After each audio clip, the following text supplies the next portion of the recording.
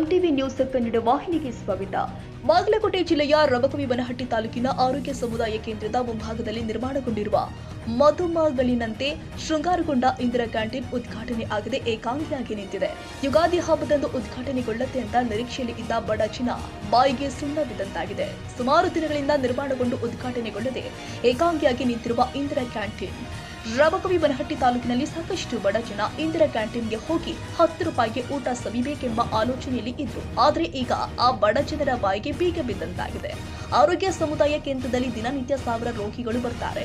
ಈ ಇಂದಿರಾ ಕ್ಯಾಂಟೀನ್ ಉದ್ಘಾಟನೆಗೊಳ್ಳೋದ್ರಿಂದ ರೋಗಿಗಳಿಗೆ ಹಾಗೂ ಬಡ ಜನರಿಗೆ ಬಹಳಷ್ಟು ಅನುಕೂಲವಾಗುತ್ತೆ. ಆದರೆ ಉದ್ಘಾಟನೆ ಆಗದೆ ಇರೋದ್ರಿಂದ ಸಾರ್ವಜನಿಕರು ಬೇಸರ ಹೊರಹಾಕಿದ್ದಾರೆ.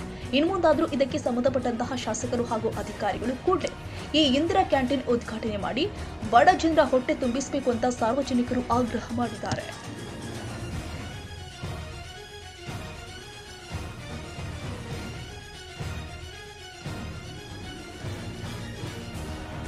ತಾಜಾ ಸುದ್ದಿಗಾಗಿ ಎಂಟಿವಿ ನ್ಯೂಸ್ 24x7ಗೆ ಸಬ್ಸ್ಕ್ರೈಬ್ ಮಾಡಿ ಮತ್ತು ಬೆಲ್ ಐಕಾನ್ ಅನ್ನು ಒತ್ತಿ. ತಪ್ಪದೇ ಲಿಂಕ್ ಶೇರ್ ಮಾಡಿ.